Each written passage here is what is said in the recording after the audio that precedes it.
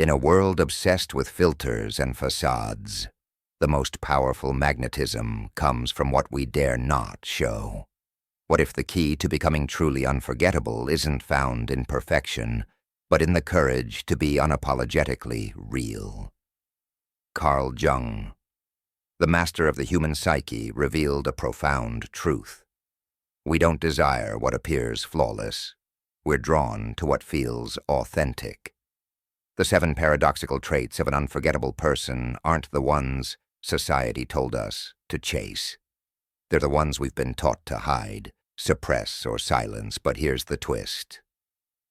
What you've been hiding might be exactly what makes you unforgettable.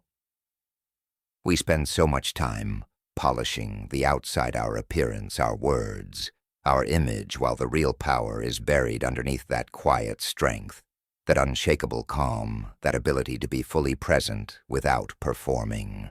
It's not about being the loudest in the room. It's about being the one people feel, even after you've left, and the Stoics knew this. Marcus Aurelius didn't speak to impress. He spoke to understand himself. Epictetus didn't chase attention. He mastered his inner world, and that's the real flex today, owning your truth so fully that you stop needing anyone's permission to be powerful. So if you've ever felt like you're too much or not enough, like people overlook you, no matter how much you give, this video is going to flip the narrative. We're diving into 7 secrets that make someone unforgettable, not by strategy, not by charm, but by becoming so rooted in who you are that no one can replace your presence. And if this kind of content speaks to something real in you, if it challenges you or brings you peace, then there's one simple free favor I'll ask. Just tap that subscribe button. That's how we keep growing this space together, with truth, with depth, and with no filters. Let's get into it. Let's be honest. Most of us are performing without even realizing it. Not on stage, not in front of an audience, but every day, just trying to keep up. We edit our emotions like we edit our photos. We post smiles while our hearts are tired. We tell people we're fine because it's easier than explaining what's really going on. It's become second nature, but here's the problem. When you perform too long, you start to forget who you actually are. Underneath the act, you trade authenticity for approval. And after a while, the approval stops feeling like enough. Aristotle once said, "Knowing yourself is the beginning of all wisdom." But how do you truly know yourself if you've spent years becoming who the world told you to be? This isn't just about social media. It's about a mindset. It's about the way we hide our opinions in conversations or water down our excitement so we don't come off as too much. It's the way we avoid taking up space because somewhere along the way, we were taught that being fully ourselves was risky, too loud, too different, too inconvenient. But guess what? Every person who ever changed the world was all of those things. Carl Jung wrote, "The privilege of a lifetime is to become who you truly are. Not who your parents expected, not who your job prefers, not the version your friends are most comfortable with you. The raw, unfiltered, flawed, evolving version. That's where your power lives, not in the polished image, but in the truth beneath it." Jung's entire psychological model was built around individuation, the process of integrating all the parts of yourself, even the messy ones, to become whole. And let's be real, wholeness is way more compelling than perfection. Think about the people who've left the deepest impression on you. Were they the ones who had it all together, or the ones who made you feel like it was okay not to? The people who were honest even when it wasn't pretty, the ones who laughed without hesitation and cried without apology. Those people stay with us not because they were flawless, but because they were real. And in a world drowning in fakery, Real is revolutionary. Socrates challenged us to examine our lives, not just live them on autopilot, and part of that examination means asking the hard stuff, like where am I pretending just to be accepted? If you sit with that question long enough, you'll find the cracks in your identity, the little places where you've traded truth for comfort. Those are the places that need your attention, not your judgment. Your attention, because that's where the masks live. And when you peel them off, you start to feel something wild and unfamiliar. Freedom, and here's the thing, they'll tell you being real is too much, that you're too emotional, too quiet, too intense, too soft. But notice how every version of too much is just code for hard to control. And that's the point. Stoic philosopher Epictetus taught that freedom isn't about doing whatever you want. It's about not being owned by anything outside of you. When you stop bending yourself to fit into someone else's comfort zone, you reclaim that freedom. You become someone who lives from the inside out, not the other way around. Plato spoke of the shadow on the cave wall, a false ima, the older, quieter, more agreeable version of you, but let them go because you're not here to keep everyone comfortable. You're here to keep your soul awake. Aristotle said we are what we repeatedly do. Excellence then is not an act, but a habit. Growth is the same. It's not a one-time leap, it's a daily decision. It's choosing reflection over reaction, discipline over impulse, courage over comfort. And you won't always get it right, but the goal isn't perfection, it's progress. It's becoming the kind of person who doesn't need to announce their evolution because it's written all over how you live, how you speak, how you carry yourself. You'll know you're evolving when your silence starts saying more than your explanations, when your peace becomes louder than your anxiety, when the things that used to trigger you now teach you, and when the people you used to chase now chase clarity because you've made it so clear who you are and where you're going. So if you're sitting there wondering if it's time to change, here's your sign. Don't wait for rock bottom. Don't wait for permission. You're allowed to outgrow what once felt like home. You're allowed to shift, to stretch, to let go of labels that no longer define you. Growth isn't betrayal. Growth is truth. And when it's rooted in your values, not your fears, it becomes something no one can take from you. You don't grow to be loved. You grow because you already love yourself enough to move. And that's what makes you unforgettable, not the version of you that stayed the same for acceptance, but the version of you that kept becoming. No matter who didn't get it, keep becoming, keep becoming. We've been sold this illusion that to be loved, respected, or remembered, we have to be flawless, that we need to clean up every rough edge, erase every past mistake, and wear this polished version of ourselves like armor. But here's the truth that no one tells you until you're exhausted.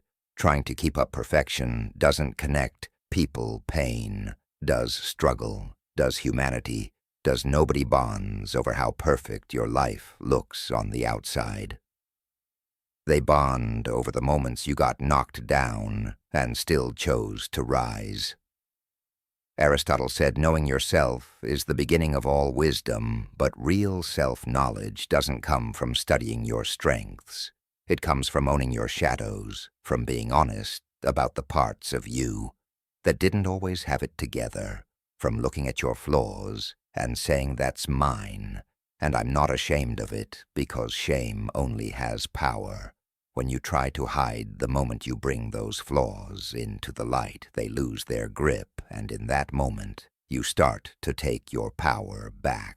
Carl Jung put it best: what you resist persists, what you accept transforms that part of you you've been tucking away, the one you think makes you unlovable, weird, too emotional, too complicated, that might actually be your superpower.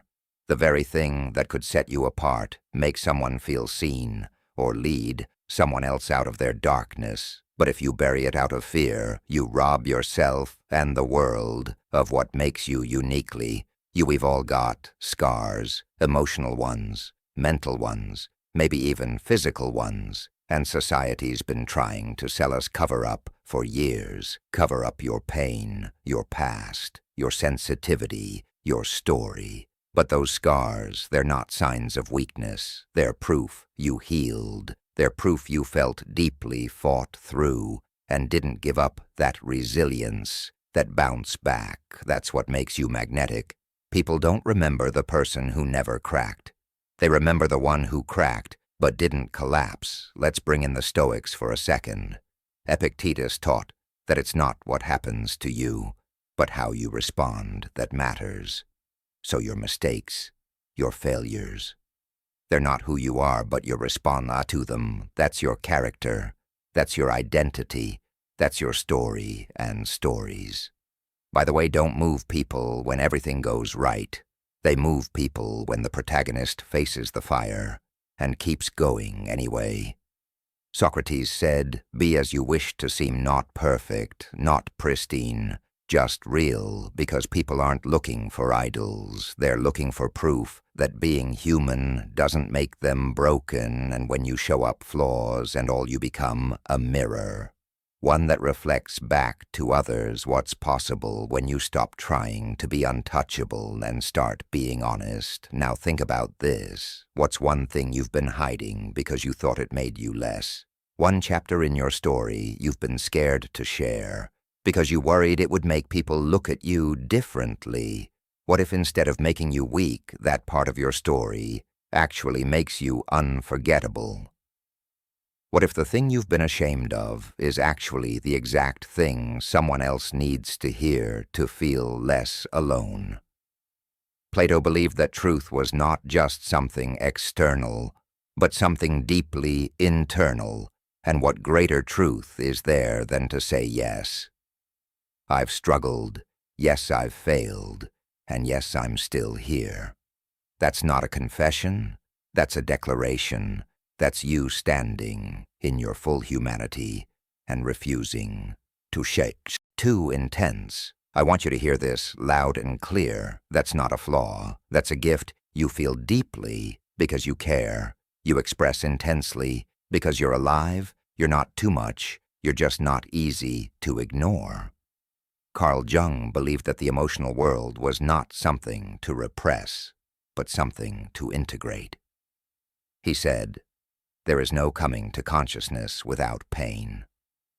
That intensity you carry, it's not there to break you. It's there to wake you. It's the part of you that won't allow life to stay surface level, and yes, it may make some people uncomfortable, but that's not your problem. To fix that discomfort usually says more about their emotional limitations than your emotional intelligence, and let's talk about intelligence. For a second, emotional depth is not weakness, it's wisdom. Aristotle spoke of the virtue of moderation, but he didn't mean suppressing your nature. He meant mastering it, directing it, feeling without drowning, loving without losing yourself. That's the difference between chaos and courage, and make no mistake, your ability to feel deeply is courageous, because in a world where most people numb out, scroll endlessly, or build walls, you show up with your heart still open. That's not too much. That's rare. Now, why do people call you too much? Because intensity can't be controlled. It demands presence. It asks questions. It feels everything, and that level of honesty scares those who are hiding behind masks. Your passion makes them question their apathy. Your tears make them face their numbness.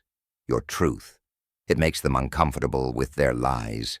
So rather than do the work to meet you where you are, they label you too intense, too emotional, too complicated. But that's not truth. That's projection. The Stoics, yes, even the masters of self-discipline, never told us to deny emotion. They told us to understand it. Marcus Aurelius wrote, "You have power over your mind, not outside events." Realize this, and you will find strength that includes your emotional life. You don't need to tone yourself down. You just need to direct your fire channel, your passion. Let your emotions inform you, not rule you. That's strength. That's emotional maturity. That's what sets you apart. Socrates once said, "To know thyself is the beginning of wisdom." Well, knowing yourself means knowing how deeply you feel and not making yourself wrong for it. It means honoring the fact that your sensitivity isn't weakness, it's awareness. It's your radar for truth. It's the reason you walk into a room and feel what no one is saying. It's why your intuition is so strong, why your connections go deeper, and why the people who truly know you feel seen in a way they've never felt before. So no, you're not too much. You're just unwilling to live small. You're unwilling to fake indifference. You're unwilling to detach from things that matter to you. That doesn't make you difficult. That makes you authentic.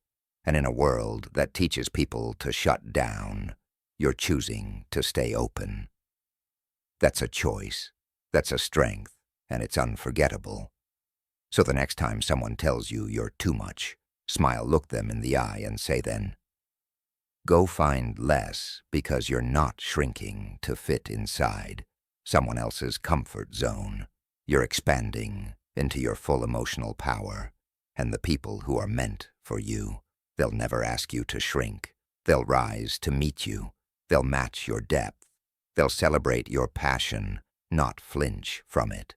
Because people who feel deeply love deeply, and people who love deeply, they change lives. So don't dim that, don't dilute it. Be all of you. Be bold, be passionate, be honest, because that's how you leave your mark, not by being agreeable, but by being real.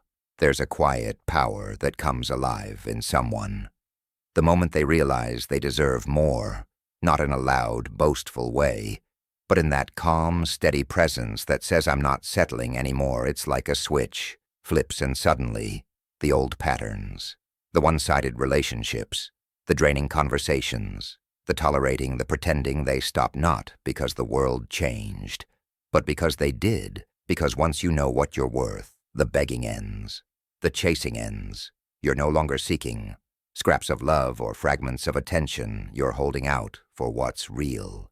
Epictetus, one of the great Stoic philosophers, said, "Never value anything as profitable to yourself, which shall compel you to break your promise, to lose your self-respect, or to hate any man." Translation, if you have to betray yourself to keep someone, it's already too expensive, and the people who get that, the ones who walk away without burning down the room, they're dangerous in the best possible way because they can't be manipulated.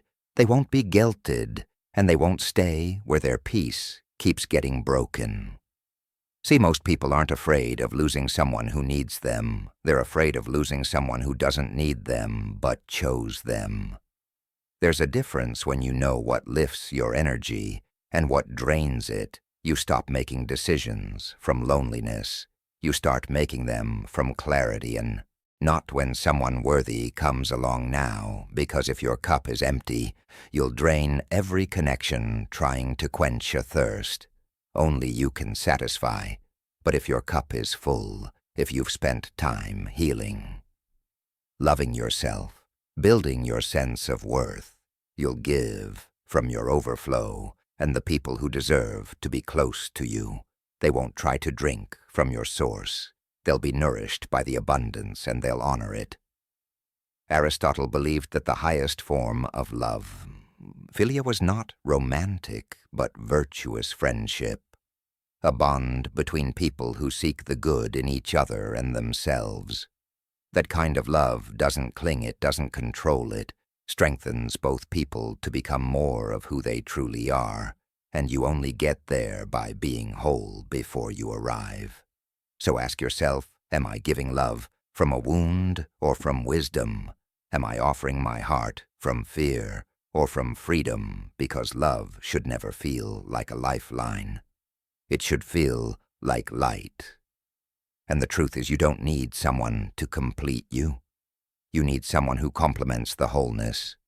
You already fought hard to earn. That's the energy.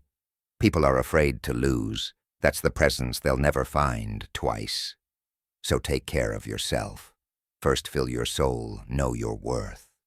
And then when you love, let it be a reflection of your fullness. Not a plea to be filled, the right ones. They won't just stay. They'll protect that light because they'll know they're in the presence of something rare, and you'll know it too. The most unforgettable energy you'll ever carry is the quiet knowing that you are whole without needing to prove, perform, or chase. When you choose yourself first, the right people will never ask you to shrink. They'll rise with you if this message stirred something in you. There's another video waiting right here on the screen that will take you even deeper. Trust me, you don't want to miss it. Thank you for being here and for being a part of Stoic Journal. This space isn't just about philosophy. It's about becoming slowly, intentionally, powerfully. And remember, the journey continues. We'll be right here when you're ready for the next step.